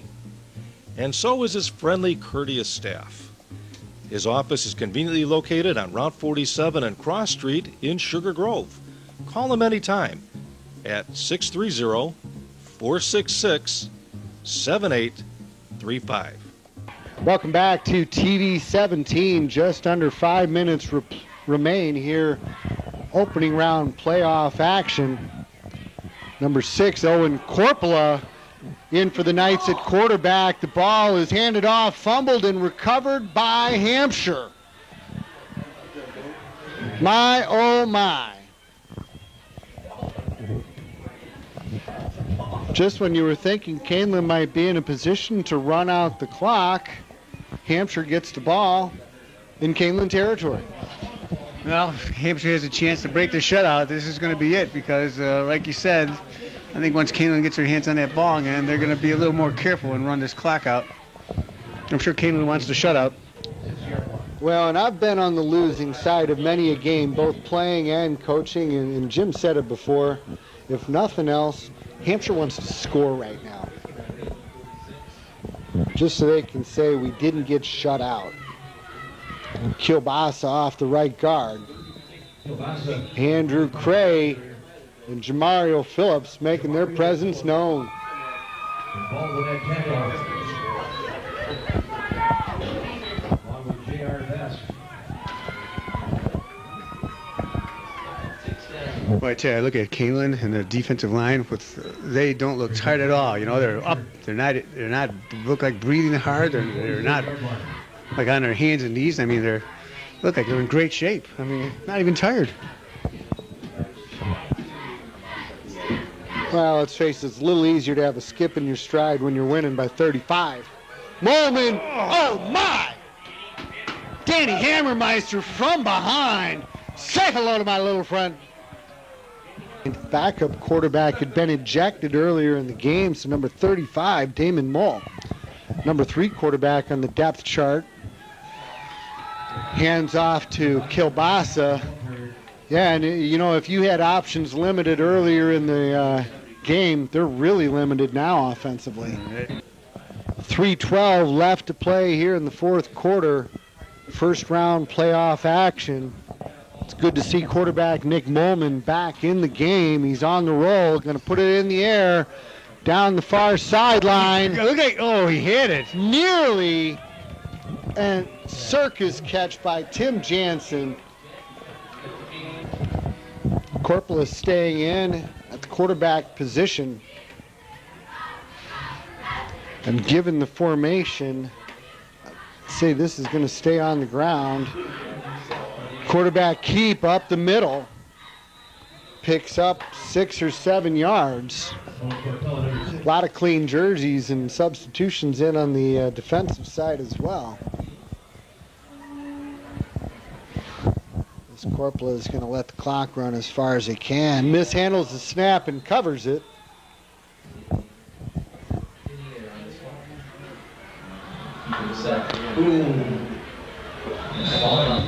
Where's Mull? Out in Joliet next week. We don't know where TV 17 is going to be, but we hope to be broadcasting high school football somewhere. Corpola keeps it, picks up a few, but will not get the first down. They'll stop the clock, reset the chains, and there's going to be maybe one more snap. Now, I don't know what we're going to be looking at in Joliet next week, but that is a strong program. You got to just assume they are a power, and they will be good. Sweep right, tackled on the near side. And I don't even know if there will be another snap. No, that'll do it. It's good to see their quarterback back in the game. Tough young man there. Well, and they are hustling to the line. They wanted to try and get one off, but they won't. So the Keeneland Knights advance with the 35-0 shutout win. Not the prettiest of wins, but there were some positives there. And our thoughts and prayers go out to the Bishop family. Let's hope Brandon's okay. Yeah, I'm going to go out on a limb and say he's going to get the Kicking Dog Trophy this week, just for his hard-nosed play and as a kind of a best wishes, if everyone agrees with that. Absolutely, Tony. It was a great pleasure meeting you. Look forward to working with you again sometime. Guys, it was a pleasure working with you guys too, and good luck next week. Thank you. Thanks, Tony. Thanks for coming out. It was a nice addition to the broadcast, and we appreciate that. Good luck to Coach Kavanaugh and whatever he decides to do, and on a great career. And good luck to these Keeneland Knights. Again, need to clean up a few things with the turnovers and the penalties. They're going to have their A game against Joliet Catholic. No doubt about it. We're looking forward to it. Know that you are too. Good night and God bless from TV 17.